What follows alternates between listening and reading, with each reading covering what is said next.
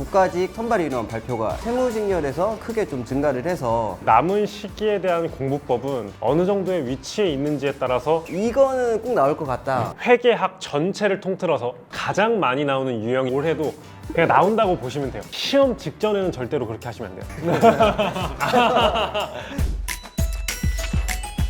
안녕하세요, 공팀장입니다. 2024년 청룡의 해를 맞아 특별한 게스트분을 모셨고요. 바로 용용용 용재쌤을 모셨습니다. 반갑습니다. 합격으로 가는 지름길 CPA 김수석 김용재 회계사입니다. 국가직 시험이 얼마 안 남았는데요. 이름에 또 용자가 들어가는 제가 나와서 저에게 또 좋은 기운을 받으셨으면 하는 마음에 공팀장님과 함께 여러분들 인사드리게 되었습니다. 오늘 이렇게 용재쌤을 모신 이유가 있는데 얼마 전에 국가직 선발 인원 발표가 있었거든요. 전체 인원 감소는 어느 정도 예상을 했어요. 네. 근데 세무직렬에서 크게 좀 증가를 해서 이제는 일행직렬이랑 거의 비슷한 수치가 됐더라고요. 그렇게 됐죠. 예. 어떻게 이런 증가 예상을 하셨는지. 최근에 이제 세무직 선발 인원을 감축하면서 아마 현장에서 일손이 많이 부족하다라는 느낌을 많이 받은 것 같아요. 그래서 그동안 뽑지 않았던 인원을 올해 추가적으로 증원하는 게 아닌가라는 생각이 좀 들고요. 그리고 추가적으로 이 복지를 확대하는 기조 속에서 세무직 공무원의 역할이 점점 더 중요해지다 보니까 선발 인원을 증가시키는 것은 어쩔 수 없는 선택이지 않았나 싶습니다. 세무직렬을 준비하는 수험생 분들한테는 이번에 좋은 기회일 거라고 생각이 들어요. 또 제가 봤을 때 추세를 보면 지방직보다 국가직에서 채용 인원도 많이 뽑고 그에 맞춰서 경쟁률도 좀 낮더라고요. 그렇죠. 네, 맞죠. 그래서 이번 국가직이 정말 좋은 기회일 것 같은데, 자, 그럼 본격적으로 학습법에 대해서 한번 여쭤보도록 하겠습니다. 먼저 아무래도 시기가 시기인 만큼 한 50일 정도 남았다는 가정하에 마무리 공부법이 중요할 것 같은데, 공부를 지금 잘해온 학생들 있잖아요. 그렇죠. 한 80점 이상 나오시는 분들, 이분들은 마무리 공부를 좀 어떻게 하면 좋을까요? 근데 이제 남은 시기에 대한 공부법은 당연히 본인이 현재 어느 정도의 수준을 갖고 있고 어느 정도의 위치에 있는지에 따라서 전략은 완전히 달라져야 돼요. 그래서 제가 일단 첫 번째 80점 이상의 상위권 학생들을 가정하고 말씀을 드릴 건데, 미리 말씀드리고 싶은 거는 이 방법은 상위권 학생들이 쓰셔야 되는 방법이고요. 80점이 안 되는 중하위권 학생들이 쓰시면 오히려 독이 될 수 있습니다. 자, 80점 이상의 상위권 학생분들은요, 16문제보다 오히려 이제 4문제를 더 맞춰줘야지만 점수를 올릴 수가 있어요. 그래서 기존의 대부분의 문제들을 내가 잘 숙지하고 있다라는 가정하에 지금까지 다루지 않았던 지역적인 주제들도 여러분이 공부를 해주셔야지만 여기서 90점 혹은 100점까지의 고득점도 노려볼 수 있는 상황입니다. 제가 평상시에 강의를 할 때에는 우리 시험에 자주 나오는 내용들 80%의 주제들을 위주로 공부를 하자라고 말씀을 드렸었고, 이제는 제가 평상시에 다루지 않았던 주제들까지도 봐주셔야지 여기에서 더 점수를 올릴 수가 있어요. 특히 이제 작년 같은 경우에 지방직이 굉장히 중요 주제와 비중요 주제를 드라마틱하게 보여주는 시험이었거든요. 16문제는 저희가 굉장히 많이 다뤘던 핵심 주제에서 출제가 되고, 나머지 4문제는 지역적인 문제에서 출제가 되었어요. 이제 그런 지역적인 문제들까지도 풀기 위해서는 특수주제 특강을 수강을 해주셔야 됩니다. 그렇게 하시게 되면은 여러분이 이제 커버하는 범위가 더 넓어지면서 실전에서 조금 어려운 문제가 나온다고 하더라도 훨씬 더 높은 점수를 안정적으로 받을 수가 있을 겁니다. 이미 한 거는 충분하니까 이 범위 밖의 것도 한번 그렇죠. 추가로 공부를 해서 고득점을 노려봐라. 네, 그렇습니다. 근데 이렇게까지 준비된 학생들은 또 많지 않을 거예요. 그렇죠. 대부분의 수험생분들이 이 60점에서 80점대 사이를 왔다 갔다 할 텐데, 이분들은 그러면 어떤 방법으로 접근하면 좋을까요? 말씀하신 것처럼 대부분의 학생이 60점에서 80점 사이에 형성이 되어 있을 것으로 생각이 되는데요. 이분들 같은 경우에는 중요 주제를 알긴 알아요. 근데 완벽히 아는 건 아니에요. 패턴 회계학은 말 그대로 시험에 자주 나오는 100개 패턴만을 다루고 있기 때문에 문제 수가 좀 적잖아요. 코어 회계학이나 파워 회계학에 있는 내용들 한번 쭉 더 살펴주시고, 거기에 기출문제도 패턴 회계학보다 훨씬 더 많이 수록이 되어 있기 때문에 그냥 코어 회계학과 파워 회계학에 있는 문제들을 풀어보시게 되면은 자연스럽게 문제풀이 연습까지 되실 거라고 생각이 듭니다. 그럼 정리해보면 60점에서 80점대이신 분들은 일단 기본적인 중요 문제들에 대한 숙지는 어느 정도 끝났으니 기본서나 심화서를 한 번 더 돌리면서 그렇죠. 네네. 정리를 하라는 말씀.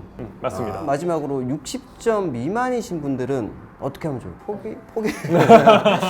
거기까지는 아니죠? 뭐 물론 이제 60점 이하로 그러면 이제 50점대란 얘기인데 많이들 멘탈이 나가고 이거 계속 해야 되나 말아야 되나 고민이 좀 많을 것으로 예상이 되는데요.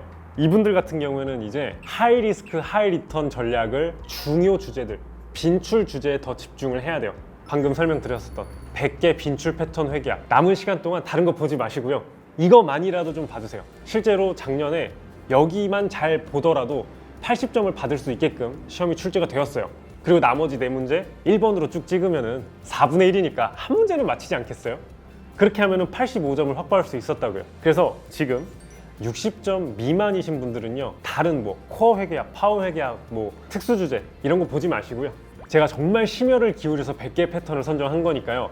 저 믿어주시고 100개 빈출 패턴만 잘 봐주시게 되면은 평균 점수를 깎아먹는 일은 없을 겁니다. 100개 빈출이 있다고 하셨는데 네. 너무 많아요. 조금 줄여서 이거는 꼭 나올 것 같다. 회계학 전체를 통틀어서 가장 많이 나오는 유형이 하나가 있어요. 원가 관리 회계 파트에서 제일 처음에 배우는 제조 원가의 흐름이라는 유형이 있어요. 올해도 그냥 나온다고 보시면 돼요. 오케이, 1순위. 네. 하는 김에 2순위, 3순위도 한번 해주시면 좋지 않을까. 역시 공팀장님. 2순위로는요, 자본의 증감 파트를 3순위, 현금 흐름표 많이들 어려워하시는데 그 중에서도 발생주의와 현금주의 사이에 전환 문제가 상당히 많이 나옵니다. 적어도 2문제는 나올 겁니다. 3문제 다 나와야 되는 거 아닌가요? 3문제 다 나오면 좋긴 한데 매년 나오는 유형은 잘 없어서. 다음 질문을 드릴 텐데, 선생님 하면은 CPA 수석 합격이라는 타이틀이 있으시잖아요. 네, 그렇죠. 큰 시험을 앞둔 이 수험생분들한테 이 50을 넘으면 진짜 아시잖아요. 굉장히 긴장되는 상태죠. 이 상황에서 어떻게 공부를 하고 준비하면 좋은지 이 멘탈적인 부분도 한번 말씀해 주시면 좋을 것 같거든요. 일단 공부법적인 측면에서 한 가지만 말씀을 드리면, 많은 학생들이 시험 직전에 스퍼트를 냅니다. 공부 시간을 조금 늘리세요. 좋습니다. 좋은데 시험 직전에는 절대로 그렇게 하시면 안 돼요. 시험 직전이라 하면 2주 정도, 적어도 1주 정도 전에는 오버페이스를 하면 안 돼요. 이 시험 같은 경우에는 아시다시피 100분 안에 100문제를 풀어야 되는 시간 압박이 굉장히 심한 시험입니다. 그래서 시험 당일날은요, 내가 내용을 조금 더 알고 있느냐 덜 알고 있느냐 이게 중요한 게 아니에요. 보자마자 문제를 어떻게 풀지가 보이느냐 안 보이느냐 그 싸움이에요. 이런 상황 속에서는 그날의 컨디션이 오히려 중요해요. 순간 삐끗 한 번 해서 문제 자료가 안 보인다든지 또는 문제를 잘못 읽었다든지 이런 실수가 나오면 굉장히 여러분에게 치명적인 실수가 돼요. 시험 직전에는 컨디션 관리를 오히려 더 많이 해주셔야 돼요.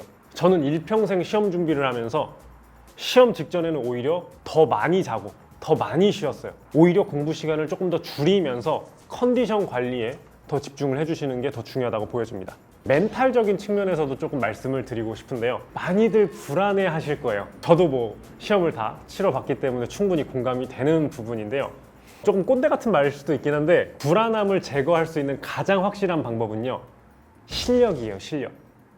실력이 본인이 확실하다고 느껴지면 불안하지 않아요. 저 같은 경우에는 좀 재수없을 수도 있긴 한데, 특히 1차 시험 전에는 떨리질 않았어요. 수능 볼 때도 마찬가지로 떨리지 않았어요.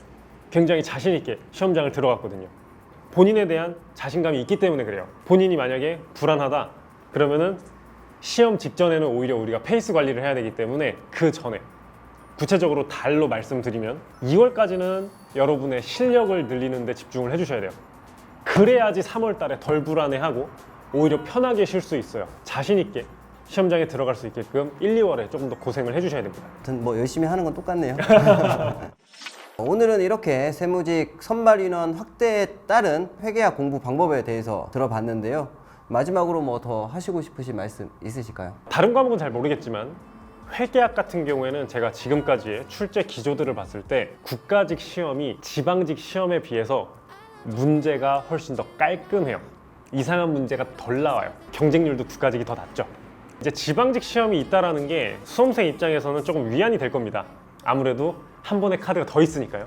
마음에 방심을 또 할 수 있을 텐데, 국가직에서 무조건 붙어야 된다라는 생각을 가지고 배수의 진을 치고 국가직에 더 올인을 하시면은 분명 좋은 결과가 있지 않을까 생각을 해봅니다. 자, 이렇게 회계학 관련 공부 방법에 대해서 들어봤고요. 수험생 여러분 모두가 합격하기를 응원하면서 마무리하도록 하겠습니다.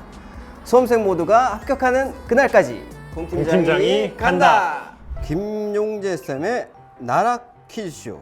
다음 중 시험 당일 가장 마주하기 싫은 상황을 고르시오. 1번 급동, 2번 옆자리 빌런, 다리 떨기 플러스 기침, 3번 입실 30분 전 기상.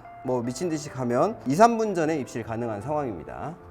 시험 당일날 그 어떤 게 걸려도 참 끔찍할 것 같네요. 그래도 셋 중에 고른다면 옆자리 빌런이 아닐까 싶은데요. 다른 건 그래도 이제 시험 전에 다 해결이 가능한데 옆자리 빌런 같은 경우에는 제가 문제를 풀 때도 계속해서 영향을 주다 보니까 집중을 못하면은 좀 점수에 영향을 줄 수 있을 것 같아요.